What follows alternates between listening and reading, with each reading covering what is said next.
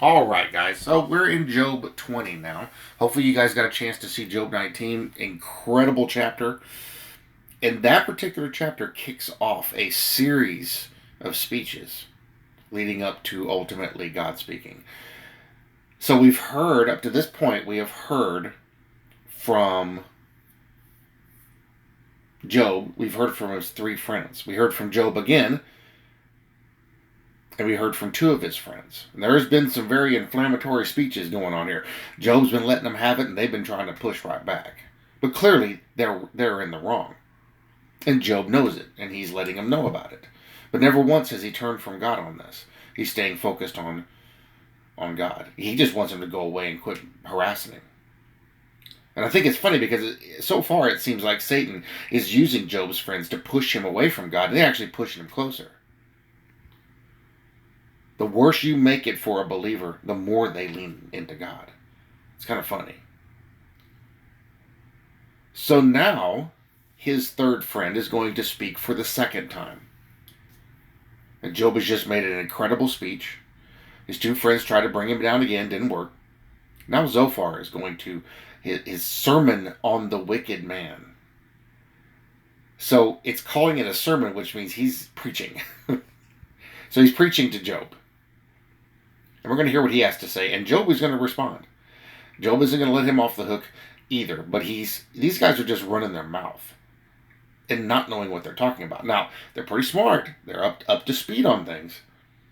But in every case, they've presumed to speak on behalf of God against Job. And none of them have spoken properly. However, Job has in every instance. Let's get into Job 20.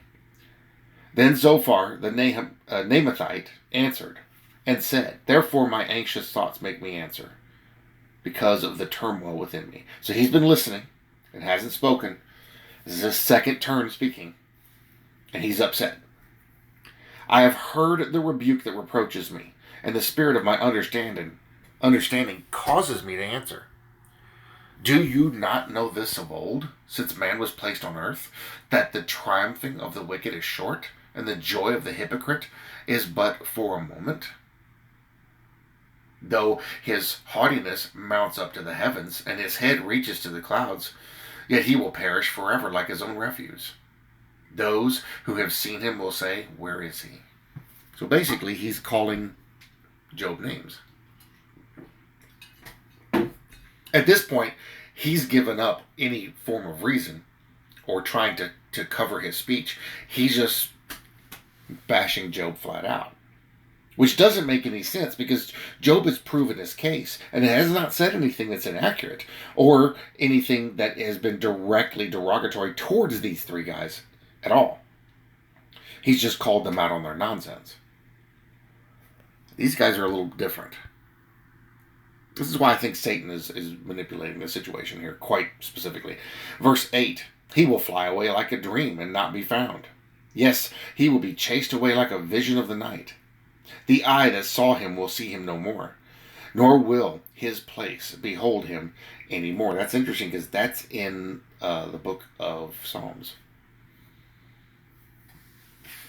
"His children will seek the favor of the poor, and his hands will restore his wealth." Talking about his own works. "His bones are full of his youthful vigor, but it will lie down with him in the dust.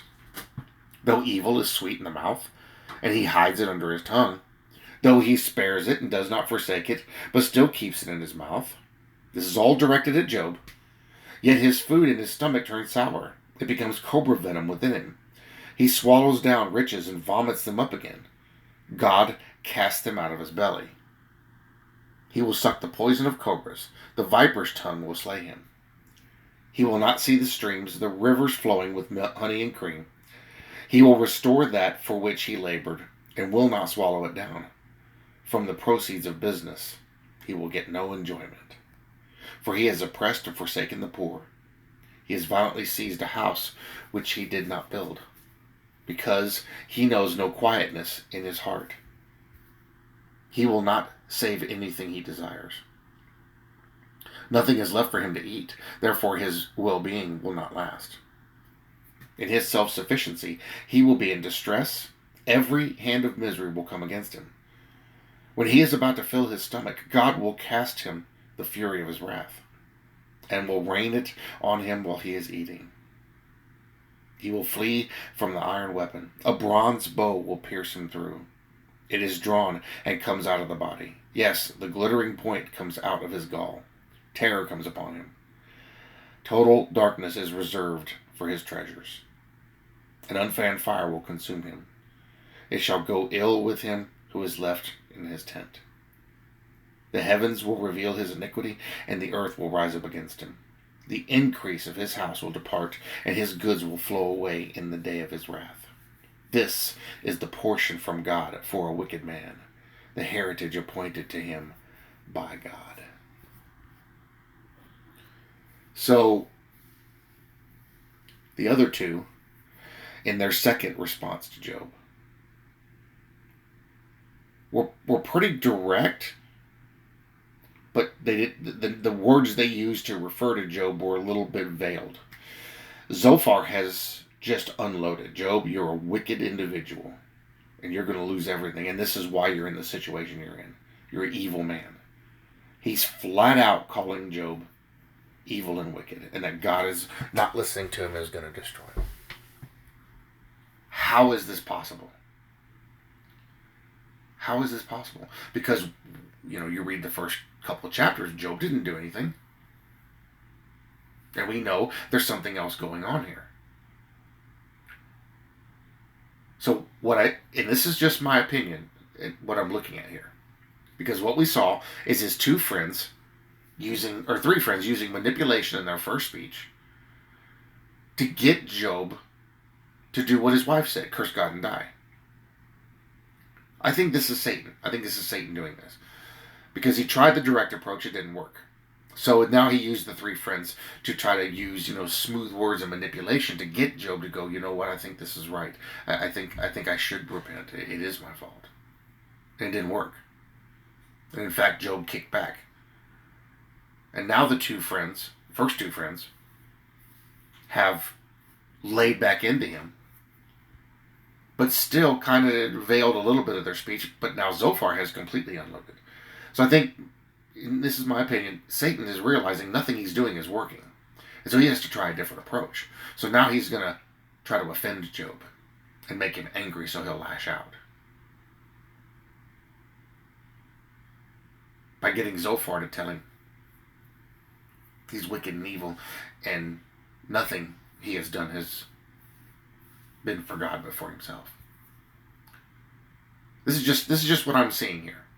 Satan's trying everything he can, and he's not winning. He's not achieving anything. It is making him angry. So he's trying to do whatever he can. He's using every trick in the book. And that's funny is, you pay close attention, a lot of this will happen in your personal life.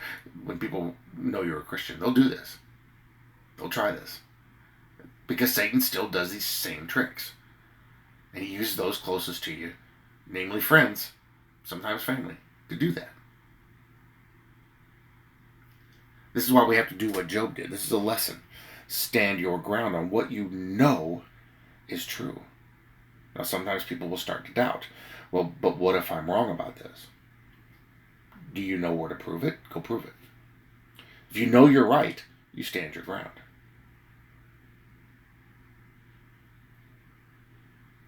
They're not going to like it, but that's okay. They don't have to like it. If it's truth, it's truth. Job is standing his ground on what he knows is right. He's not giving in. But Satan, I believe, is using these three guys to try to get him to curse God. And that's what he said in the beginning of what Job would do. So Satan is playing a stupid game that he's always played. And he's really using these guys to try to wear Job down. Job is already in a place where he is at the end of his rope. And his health is waning. And so now he's hungry, tired, in pain, miserable. And so Satan is taking this opportunity to beat him down a little more, to get him to give up. And Zophar's speech, I think, is going to incite a much different response from Job. That will be the next video, Job's discourse on the wicked. He's going to respond. And you can see in verse 2, he says, listen carefully to my speech and let this be your consolation. So he's going to really tear back into him. But it's funny because he speaks with wisdom back at them, not letting Satan have his victory, not letting Satan win. That's a good thing. That's an awesome thing. Guys, that was Job 20. It's pretty easy to see what's going on here. And it is lessons for our life today because we have the same thing that happens. So we'll continue on and we'll see what Job does, because I think it's going to teach us a way on how we can respond to similar situations in our life, because we have them. Pretty incredible, actually, how similar the problems were back then to how they are now. But no matter what, Job is keeping the faith, and that's what we're called to do. So let us do that. Guys, that was Job 20. I love you all, and thank you for watching, and I'll see you in the next one.